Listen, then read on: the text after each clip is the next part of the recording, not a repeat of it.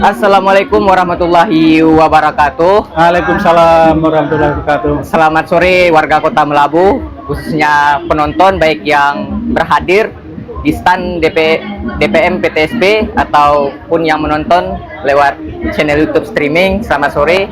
Dan tentunya juga sebelum lebih lanjut kita mengucapkan selamat hari ulang tahun Kota Melabu ke 437. Semoga ke depan Kota Melabu jadi lebih maju.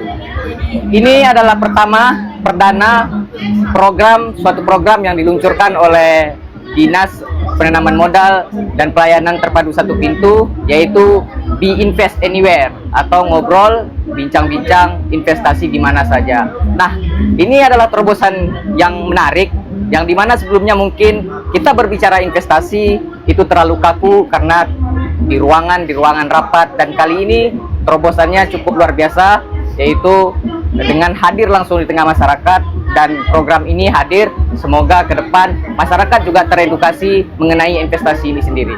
Nah, adapun tema yang kita usung pada sore yang berbahagia ini, yaitu peran DPM PTSP Aceh Barat dalam peningkatan investasi di Kabupaten Aceh Barat. Tentu dalam hal ini saya tidak sendirian, tentu dalam hal ini kita menghadirkan pakar. Kalau bisa kita bilang salah satu bapak investasinya di Aceh Barat. Kenapa hal ini saya sebut seperti itu? Karena memang sudah cukup lama beliau dalam menangani hal-hal ini, yaitu Bapak Edi Juanda AP MSI. Pak, apa kabar Pak? Baik, alhamdulillah. Gimana nih Pak mengenai DPM PTSP ini? Bapak sendiri itu sudah berapa lama sih menjabat sebagai Kadis? Ya, saya udah cukup lama, sejak Juni 2021. Jadi udah menuju 4 tahun lah mengurus investasi di Aceh Barat. Siap.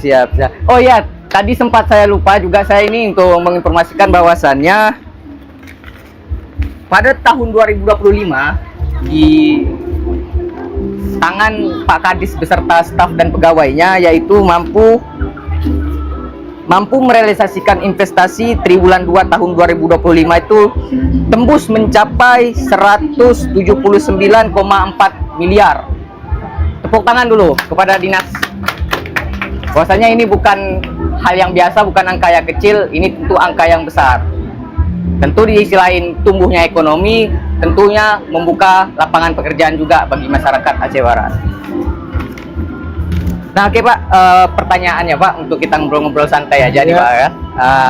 Bagaimana sih strategi dan program konkret yang dilakukan oleh DPM PTSP Aceh Barat dalam menarik minat investor, baik dari luar maupun dari dalam? Gitu. Baik, terima kasih. Yang pertama tentunya dalam berbicara investasi ini kita harus bicara kepastian dulu. Ya, ketika bicara kepastian, maka kita harus menyediakan regulasi dalam pemberian pelayanan kepada masyarakat dan juga dalam kepastian mereka berinvestasi di daerah kita. Jadi regulasi-regulasi yang memberi kepastiannya telah kita miliki. Kita misalnya sudah punya Kanun nomor 3 tahun 2023 tentang penyelenggaraan pendanaan modal. Kemudian kita sudah punya Perbuk tentang pemberian insentif kepada investor. Kita juga udah punya SOP gitu kan dalam pelayanan perizinan, sehingga perizinan bisa kita lakukan dengan pasti ya, dengan standar yang telah kita dudukkan. Kemudian juga kita dalam berbicara investasi perlu adanya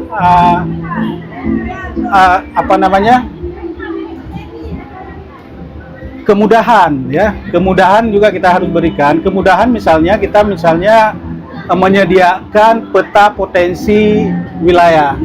Nah, jadi peta potensi investasi ini kita sediakan sehingga para investor mereka cukup melihat di website kita, melihat di EG kita bahwa kita memiliki potensi-potensi ini. Jadi ini pintu masuk awal kepada mereka dengan tahunya investasi yang ada di Aceh Barat. Itu telah kita lakukan. Kemudian dalam hal ini kita juga perlu melakukan pelayanan yang cepat ya, kecepatan ini dalam pelayanan. Alhamdulillah DPM PTSP Aceh Barat dalam pemberian izin itu sejak Desember 2021 telah menggunakan 3 aplikasi elektronik. Jadi ada OSS, ada Si Cantik, dan ada SIMBG. Kalau pelaku usaha kepingin mengurus kegiatan usaha melalui OSS, pelaku usaha yang kepingin mengurus izin tata ruang, PKKPR, IMB dan lain sebagainya, ada SIM BG, dan apabila pelaku usaha di luar kegiatan usaha ada si cantik. Jadi semua sudah elektronik. Jadi semua begitu cepat, dan kita malah di Desember itu termasuk yang tercepat ya. Desember 2021 3 aplikasi itu komplit di Aceh Barat yang tercepat kita lakukan. Dan alhamdulillah semua pelayanan perizinan di DPMPTSP itu dilakukan secara elektronik. Elektronik semua. Misalkan berarti sebagai contoh kayak mobil yang ada depan kita gitu Pak ya. Iya, ini itu kan mobil link. Ya. Mobil link yang tuh mendaftar mengurus surat perizinannya gitu. Perizinan ya. Iya, Ini bisa selesai di tempat lagi. Selesai di tempat ya. Selesai. Tidak harus dulu ke kantor gitu. Tidak harus Pak ke ya? kantor. Ya. Jadi alhamdulillah sambutan masyarakat terhadap ini cukup tinggi. Jadi kita misalnya menyasar masyarakat di pusat-pusat kecamatan yang jual kelontong dan lain sebagainya. Kemudian masyarakat yang punya kebun sawit, ketika mereka perlu akses permodalan, misalnya kredikur, perlu izin. Jual kelontong, perlu izin untuk mengurus kredikur. Jadi ketika kita hadir di kecamatan, alhamdulillah sambutan dari masyarakat cukup baik, dan sedikit kita terus membuat masyarakat familiar dengan izin. Jadi urus usaha, urus izin. Ya, betul. Berarti ini salah satu terobosan yang juga cukup menarik dari DPMPTSP, yaitu memberikan pelayanan langsung kepada masyarakat dengan 3 aplikasi. Itu juga mempermudah gitu berarti Pak. Mempermudah masyarakat. Ya. Selanjutnya Pak, sektor-sektor apa saja sih? Kan mengingat bahwasannya hari ini kita dikenal Aceh Barat ini dengan begitu banyak potensinya. Tentu terlebih dari itu, sektor apa saja yang saat ini menjadi prioritas investasi di Kabupaten Aceh Barat? Dan bagaimana DPMPTSP itu mendukung perkembangannya? Untuk sektor, kita memang kalau bicara Aceh Barat kan orang langsung terbayang batu bara ya. Ya. Tambang. Aceh tambang. Barat tambang. Dan itu potensi utama kita, dan itu jangan juga kita nafikan. Mau tidak mau, batu bara adalah potensi utama kita. Nah, tentunya kita harus bagaimana mengendalikan dengan baik ya. Manfaatnya besar untuk kita, kerusakan lingkungan sangat sedikit barangkali dampaknya yang kita harapkan. Kemudian sektor lain yang paling yang menjadi potensi kita adalah sektor pertanian. Pertanian di dalamnya termasuk perkebunan. Kita sangat dominan di perkebunan sawit. Perkebunan sawit. Kemudian kita ada pabrik-pabrik kelapa sawit untuk mengolah hasil kelapa sawit tersebut. Di samping itu kita juga ada pariwisata. Pariwisata yang mau kita kembangkan sekarang misalnya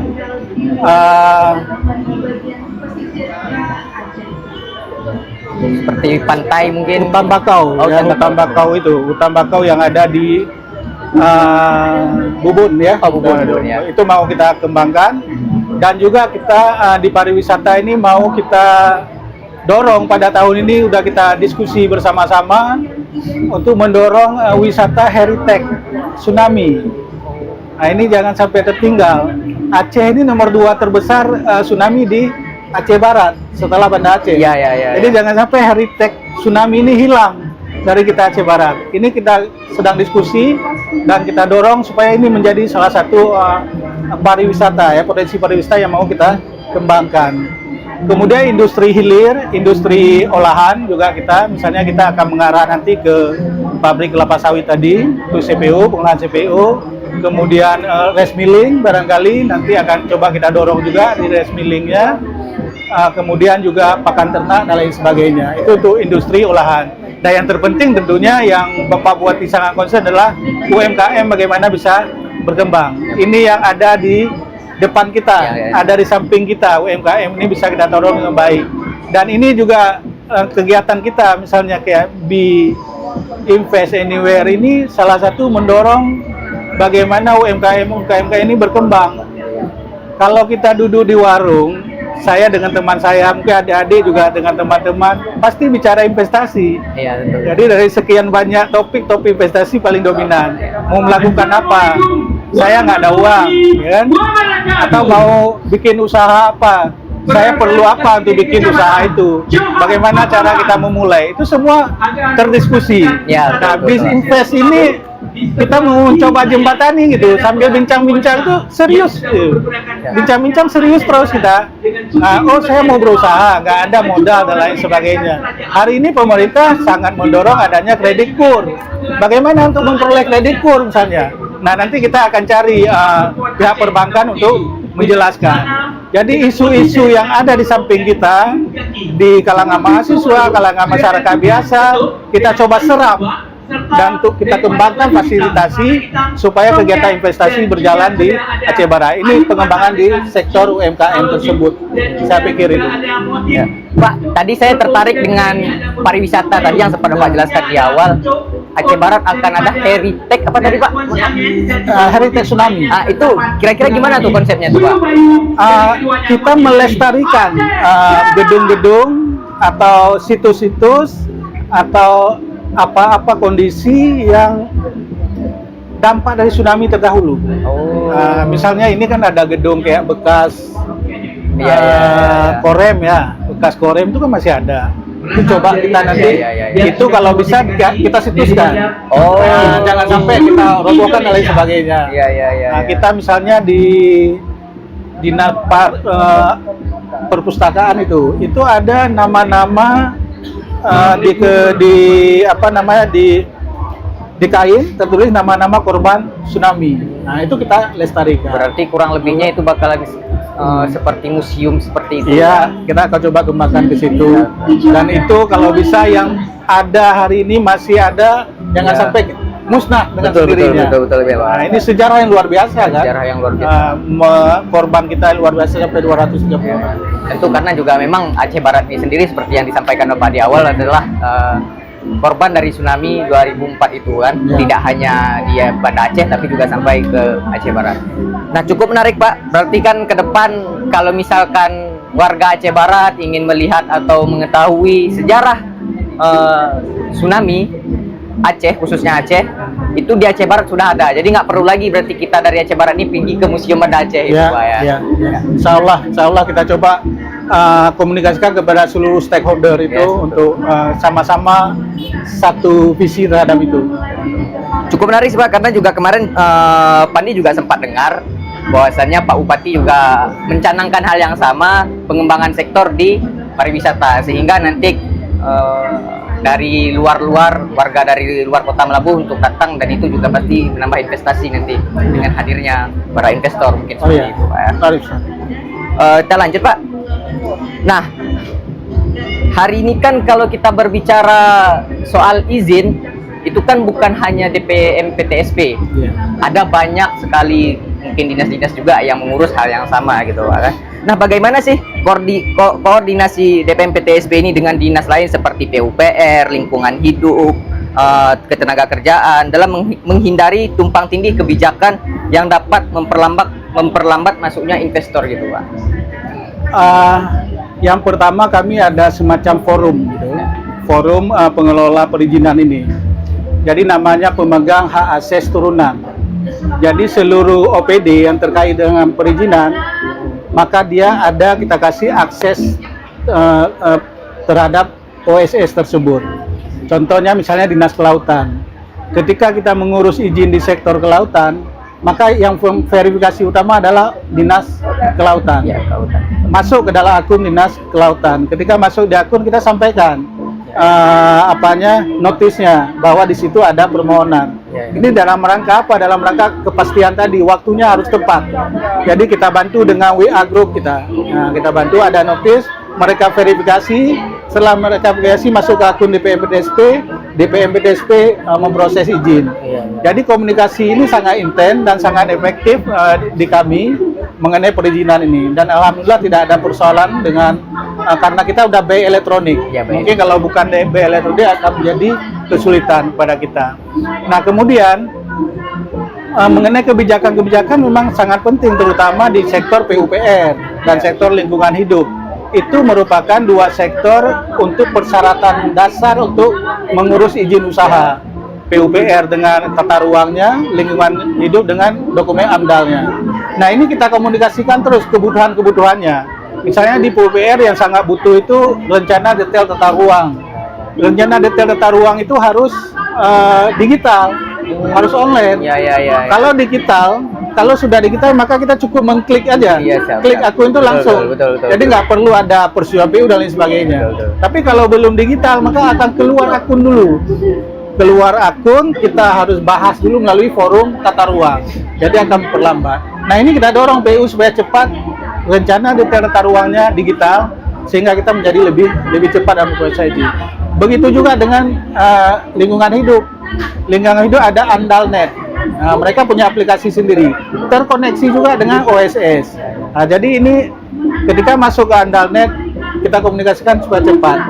Dan mereka kita dorong secepatnya memberlakukan Andalnet tersebut.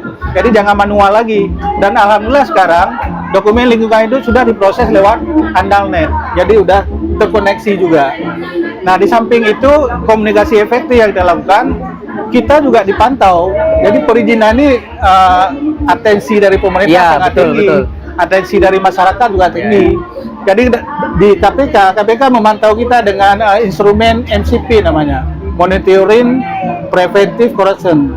Ya. Jadi mereka nanya terus kita, setiap triwulan nanya item-item instrumen-instrumen yang harus kita siapin. Itu KPK mantau kita. Dan alhamdulillah instrumen kita di KPK itu mencapai 100%. Kita sudah memiliki. Kemudian juga kita ada ombudsman misalnya. Ya. Ombudsman memantau kita pelayanan publiknya bagaimana, Ya. pengelolaan pengaduan publiknya bagaimana. Dan alhamdulillah kita bagus juga. Kita mencapai ini 94,24 zona hijau tertinggi. Dan ini tertinggi di Aceh. Seluruh DPMPTSP kita yang tertinggi dalam penilaian oleh ombudsman tersebut dalam mengelola perizinan, pelayanan, dan juga mengelola pengaduan.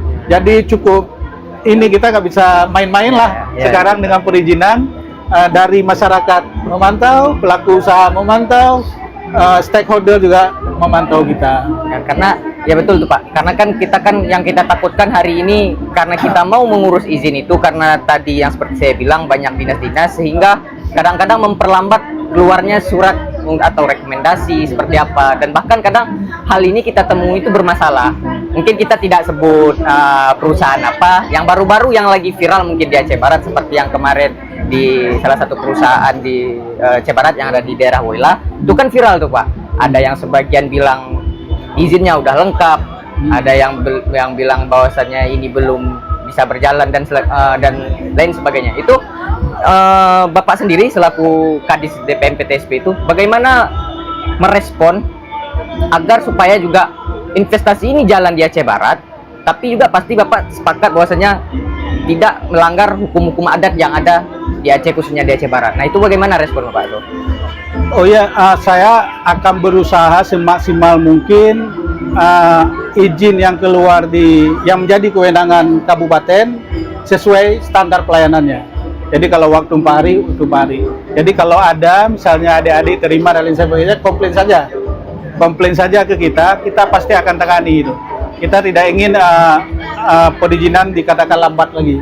Pengalaman masa lalu pelaku usaha, pengalaman masa lalu masyarakat mengurus izin lambat dan lain sebagainya, ini tidak ingin terjadi pada masa saya di DPMPTSP, insya Allah ya. Kemudian dalam konteks investasi ya pastilah, saya pikir investasi harus bermanfaat ya. Investasi juga harus berkelanjutan. Saya pikir memang begitu. Jadi di aturan kita juga menghendakinya demikian. Investasi itu harus bermanfaat, berdampak kepada masyarakat. Investasi juga harus berkelanjutan, jangan sampai merusak lingkungan dan lain sebagainya. Itu juga prinsip dari. Jadi cepat bukan berarti mengabaikan norma-norma keberlanjutan tersebut. Demikian. Oke, Pak. Berkenaan dengan tadi juga sudah Pak sebutkan ada beberapa aplikasi itu kan, transformasi digital layanan, apakah penerapan sistem perizinan berbasis misalkan seperti OSS tadi itu sudah sepenuhnya efektif di Aceh Barat? Dan bagaimana langkah DPMPTSP itu dalam meningkatkan literasi digital pelaku usaha kecil di daerah kita sendiri gitu?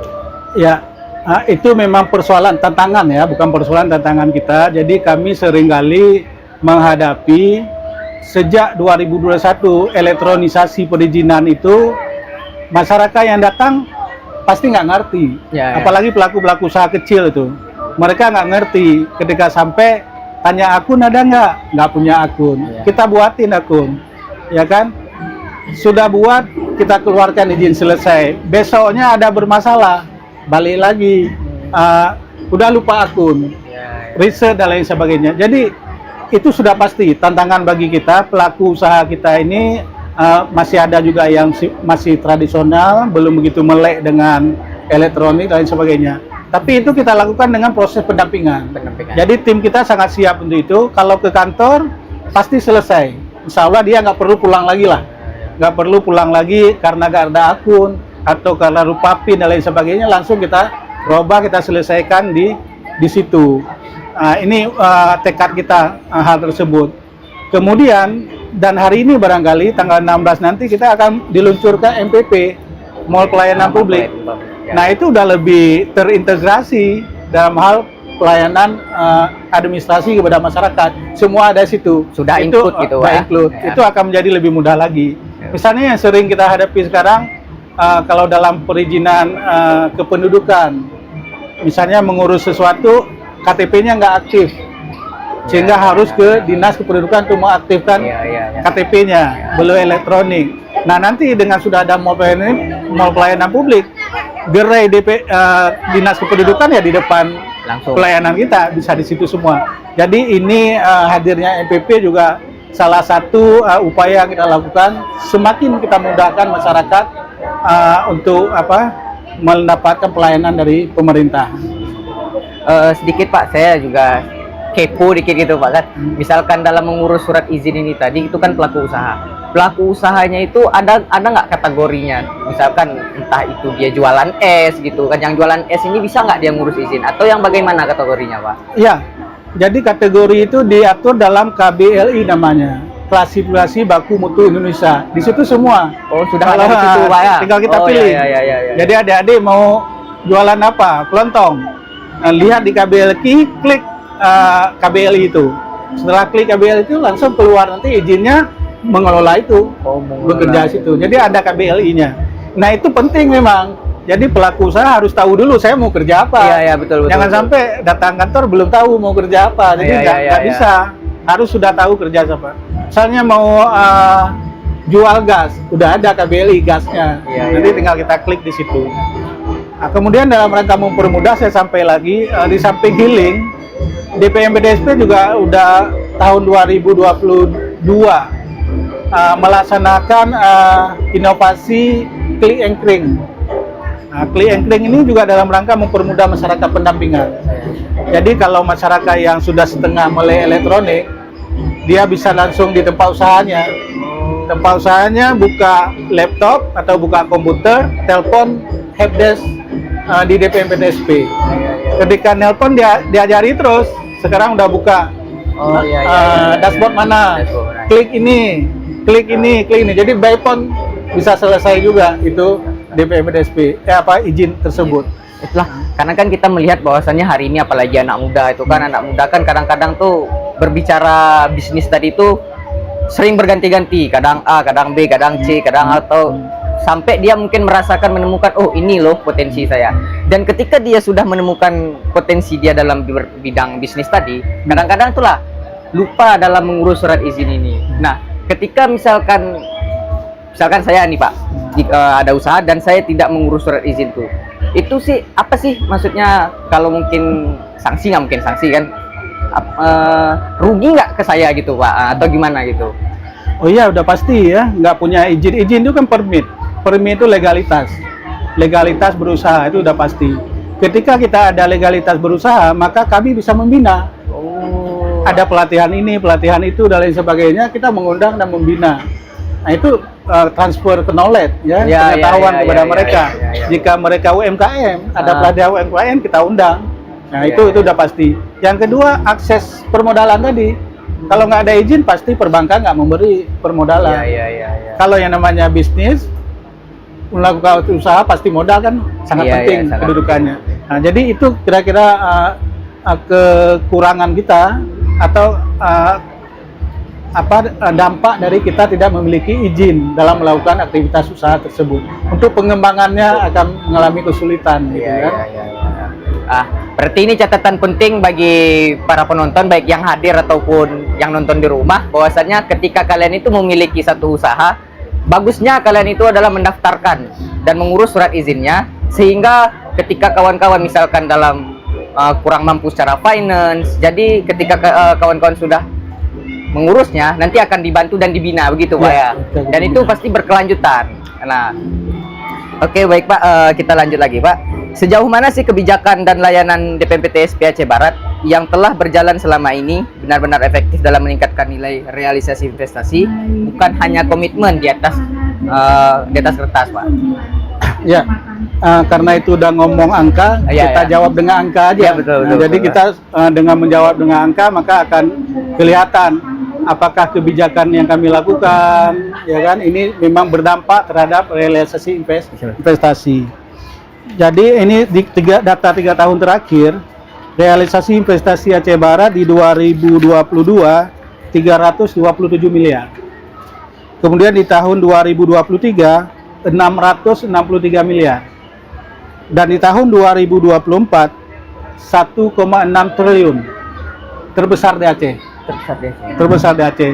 Jadi trennya naik terus ya dari realisasi. Kemudian tenaga kerja kita juga di tahun 2022 1.862, kemudian di tahun 2023 1.298, dan 2024 1.189. LKPM, cara kita mengukur realisasi investasi itulah lewat laporan Pertanggungjawaban atau gimana? Laporan kegiatan penanaman modal. Jadi LKPM itu laporan kegiatan penanaman modal. Jadi kalau dia tidak mengerti, dia tidak punya data, tentu nggak mengerti cara lapornya. Iya, betul. Dan ini juga progresnya baik. Di 2022 hanya 254 perusahaan yang melaporkan kegiatan penanaman modal. Kemudian 2023 ada 785 yang melaporkan LKPM. Dan tahun 2024 ada 867 yang melaporkan KPN. Jadi tetap naik terus. Izinnya juga naik. Tahun 2022 ada 2.376 yang mengurus izin. 2023 3.410 dan 2024 3.366. Jadi trennya bagus dalam 3 tahun terakhir. Dan dari angka itu kami berkeyakinan bahwa apa-apa yang telah kita lakukan ini berdampak untuk Aceh Barat, gitu ya. Terutama terkait realisasi investasi tersebut. Berarti realisasi itu hasil bukti laporan dari setiap misalkan perusahaan, gitu Pak, melaporkan kepada DPMPTSP, begitu. Itu hanya perusahaan-kah atau ada misalkan kayak UMKM tadi kan setelah diurus surat izinnya kan dan sudah keluar, apakah mereka itu juga melaporkan atau bagaimana Pak? Ini karena Pandi emang nggak tahu nih Pak, jadi pengen tahu. Jadi untuk usaha menengah dan besar, dia pelaporannya per triwulan. Jadi dalam setahun 4 kali. Yang menengah besar itu di atas 5 miliar modalnya. Jadi usaha kecil sekarang modalnya besar, 1 sampai 5 miliar, itu usaha kecil.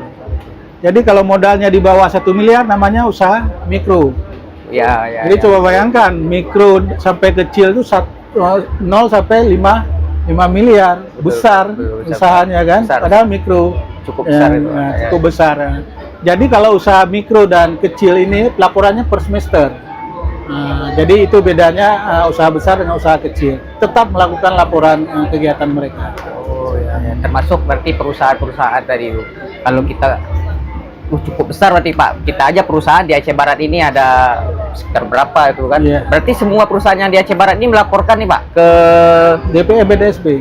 Tapi itulah belum semua, ini kan kita belum semua terus, itu. Kita harus bina terus mereka, bimbing terus, kasih pembinaan bagaimana cara melakukan laporan. Kemudian kita kasih juga pembinaan bagaimana cara menghitung belanja yang dikeluarkan oleh perusahaan tersebut, supaya datanya real, jangan sampai datanya asal-asal. Berarti ketika pun nanti misalkan katakanlah orang ini lupa, berarti dari dinas ini berhak untuk menegur berarti gitu Pak ya? Begitu. Oh ya, siap. Nah, kita lanjut Pak. Mengenai daya saing daerah nih Pak kan. Dalam menghadapi persaingan antar daerah dalam menarik investor, keunggulan kompetitif apa yang ditawarkan oleh Aceh Barat dan bagaimana DPMPTSP mempromosikan di tingkat nasional maupun internasional? Jadi kita sudah pernah mempromosi itu dengan membuat satu session Aceh Business Forum namanya, khusus sesi Aceh Barat. Aceh Business Forum ini yang gagasnya DPMPTSP Aceh. Jadi belum pernah kabupaten yang mengambil sesi. Biasanya Aceh.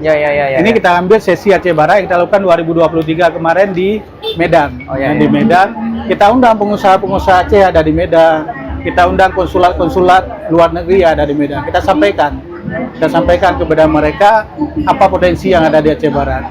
Dan brand tadi yang disampaikan kita menyampaikan kepada mereka bahwa Aceh Barat ini sebagai pusat pertumbuhan Barsela. Ya, betul. Itu yang kita dorong. Betul. Pusat pertumbuhan Barsela itu ada di Aceh Barat. Dan Aceh Barat punya fasilitas sarana prasarana yang lebih representatif dengan kabupaten-kabupaten lain yang ada di Barsela. Itu yang kita sampaikan ke mereka, brand kita dalam rangka menjangkau investor-investor yang ada di luar. Kemudian juga kita menyampaikan bahwa IPM Aceh Barat bagus, dan memang bagus. IPM Aceh Barat kan 7,3. Kemudian di Aceh Barat juga punya universitas. Ya, betul. Punya universitas. Jadi SDM-nya cukup mumpuni. Jadi kalau mau berinvestasi ke Barsela, ya ke Aceh Barat. Di Aceh Barat ini pusat investasinya. Karena dengan adanya kampus saja itu kayaknya berapa ribu tuh, misalkan dalam UTU itu berapa ribu mahasiswa, sehingga nanti ada yang jualan-jualan itu emang meningkat. Jadi nggak ada kayaknya yang akan kita dengar itu misalkan yang menyampaikan perputaran ekonomi di Aceh Barat, karena saya yakin itu tidak ada, karena begitu banyak, ditambah lagi masyarakat yang emang asli penduduknya di sini itu. Yang nggak bisa dilihat masyarakat. Iya betul. Jadi kadang-kadang ada kita jumpain, mohon maafnya pejabat publik itu kan menyampaikan bahwasannya perputaran ekonomi di Aceh Barat masih rendah. Kadang-kadang kita pengen bilang enggak sih kayaknya gitu kan, karena mungkin kami juga nggak ada pegang data, jadi ya cukup mendengar aja. Satu lagi keunggulannya yang kita dorong juga, kita udah punya perbuk pemberian insentif. Gimana tuh, Pak? Insentif itu kepada investor yang mau berinvestasi kita. Memang lebih ke investor skala kecil kita. Itu insentifnya bisa pengurangan pajak mencapai 25%. Tapi tentu dinilai dulu oleh tim nanti kan. Jadi bisa pengurangan pajak daerah tentunya, nggak mungkin pajak pusat. Kemudian pengurangan sewa-sewa sedaerah, itu bisa lakukan melalui perbuk insentif tersebut. Nah ini akan kita kepanjangkan itu. Betul. Kalau dari investor dari internasional lah gitu, Pak, kan ada nggak sih yang investor dari internasional, misalkan dari Arab Saudi mungkin kan, atau dari mana yang berinvestasi di Aceh Barat, itu ada nggak, Pak?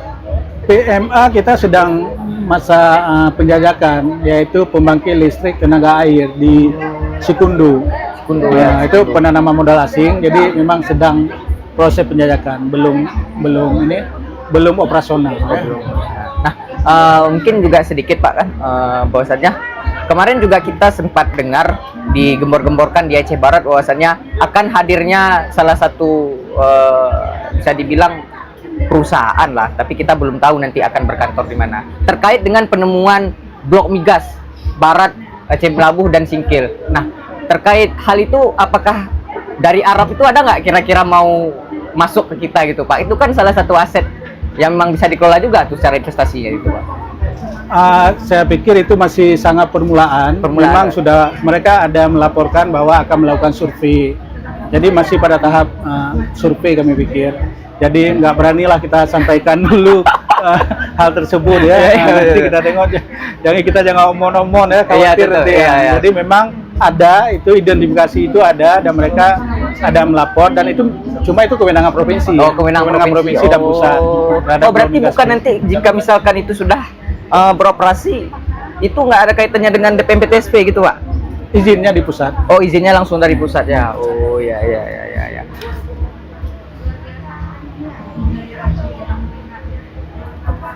Oke, kawan-kawan, itulah ya penjelasan sedikit tadi dari Pak Kadis mengenai peran DPMPTSP.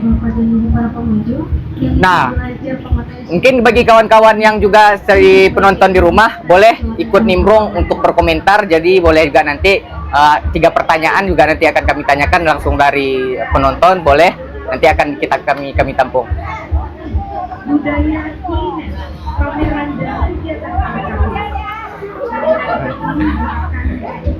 Nah, sebelum itu saya ingin tanya kepada para penonton yang hadir di sini dulu, gitu kan, terkait dengan pembahasan kami tadi yang disampaikan berkenaan dengan investasi tadi atau peran DPMPTSP tadi. Ada nggak yang mau bertanya di sini? Boleh bebas. Yang berkaitan dengan mau itu perizinan, itu tadi kan juga sudah disebutkan. Mungkin mau buka warung kopi ya? Ya, mau buka warung kopi gitu kan. Buka warung kopi. Nah, ada nggak kira-kira?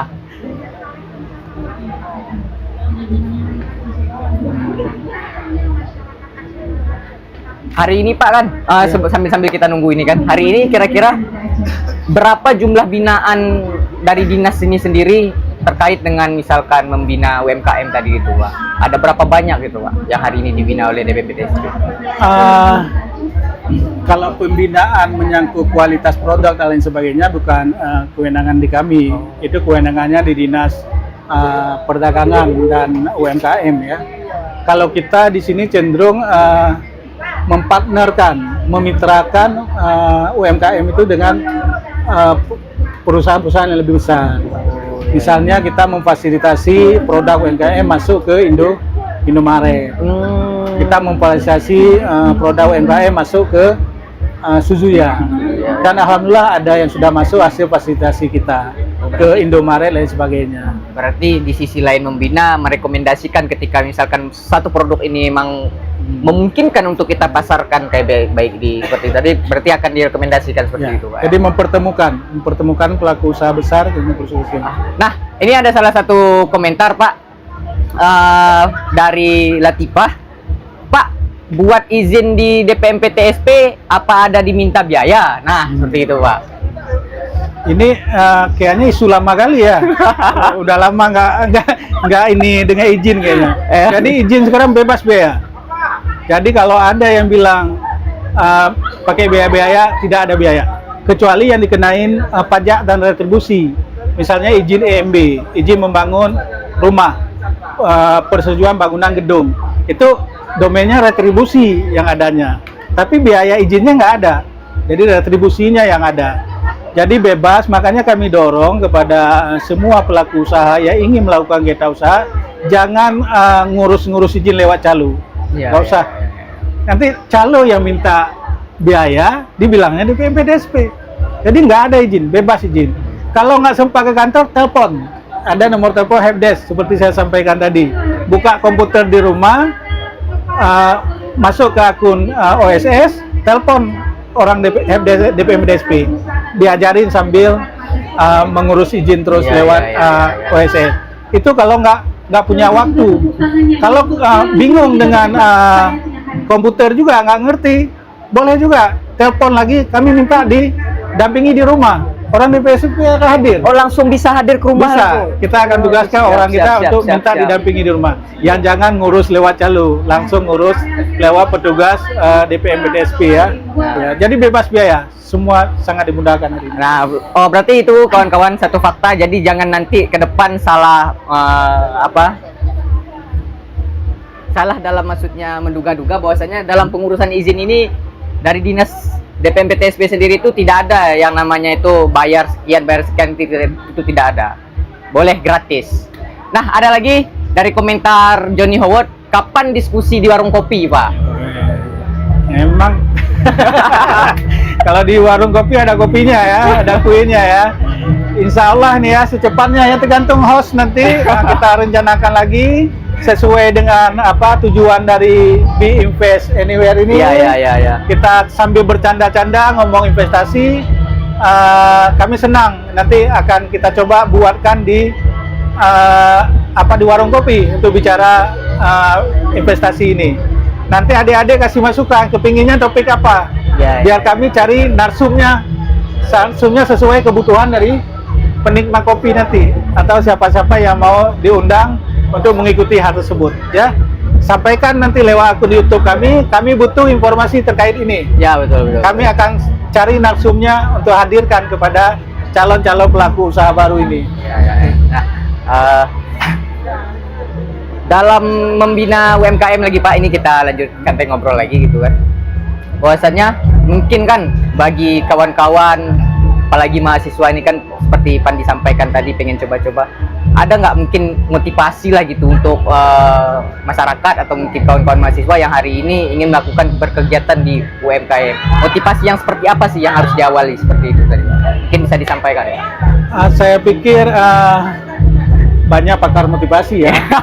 Ada orang nih, adik-adik milenial nih pasti nengok TikTok segala macam, sekarang kan termotivasi kita. Tapi ya mulailah dengan langkah pertama. Ya. Lakukan terus, jangan takut tantangan, jangan terlalu detail terlalu detail merencanakan dulu, karena itu akan diajarkan oleh pengalaman. Tapi lebih pengalaman lewat langsung melakukan jauh lebih pembelajarannya jauh lebih lebih besar kita dapat dibandingkan kita terus berpikir dulu, berpikir tanpa melakukan. Mulai aja usahanya. Berarti kebanyakan kita yang berdiskusi, orang lain udah mulai terus mulai. Karena kan inilah pentingnya seperti tadi yang surat izin tadi atau mengizin usaha tadi, bahwasannya jika mungkin kawan-kawan memiliki problem dalam hal finansial, maka dengan mengurus ini tadi akan adalah nanti seperti kur gitu kan. Dan jika nanti di tengah jalan dalam melaksanakan usaha tadi mungkin ada problem gitu kan, dengan adanya surat izin atau yang sudah yang diurus tadi, itu mempermudah kawan-kawan dan akan dibina. Jadi saya rasa itu juga bagus baik pelaku-pelaku UMKM ke depan, dan tentunya saya ingatkan kembali juga lagi kepada baik itu masyarakat, khususnya masyarakat Kabupaten Aceh Barat, untuk mengurus surat izin ini tadi, karena itu bukan hal yang sulit. Sekarang sudah sangat mudah. Ada yang tadi itu dengan aplikasi, jika memang tidak bisa datang langsung ke dinasnya, bisa diakses lewat misalkan website, atau mungkin bisa mencari tahu di Google atau di YouTube. IG itu tentu ada, karena IG DPMPTSP itu juga aktif, YouTube juga aktif. Boleh juga kawan-kawan tuh bertanya, nanti jika memang tidak tahu akan didampingi.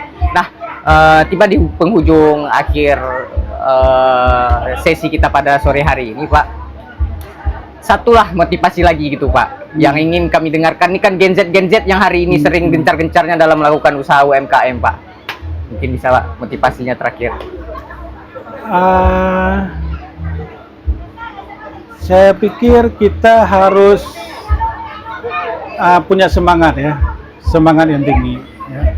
Harus bersemangat. Semangat itu kadang-kadang mengalahkan pengetahuan kita ya. Semangat kadang-kadang mengalahkan apa kelemahan kita ya. Dengan semangat saya yakin kita akan mencapai tujuan cita-cita yang kita inginkan. Ya, terima kasih Pak. Pak, terima kasih Pak untuk sudah berhadir pada sore terima hari kasih, ini. Bos, ya. Terima kasih semua ya. Ya, baik. Sudah aktif. Tibalah penghujung di acara kita pada sore yang berbahagia ini, dan jangan lupa untuk para penonton yang setia, baik itu yang hadir ataupun lewat YouTube yang sedang menyaksikan, jangan lupa nanti like, komen, dan subscribe-nya. Kalau komennya nanti kira-kira kita mau buat tema yang seperti apa lagi. Tentu karena ini tadi sudah punya program Be Invest Anywhere, bincang investasi di mana saja. Tadi juga nanti bakalan kita eksekusi di warung kopi biar lebih sering, enak gitu mungkin Pak kan. Nah itu akan hadir. Jadi tetap tonton dan pantau terus update info selanjutnya kawan-kawan dan masyarakat khususnya Aceh Barat. Investasi tumbuh, masyarakat Aceh Barat tumbuh. Maju.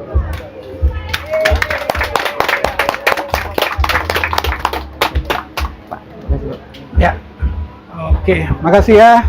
Dah, hadir. Jadi.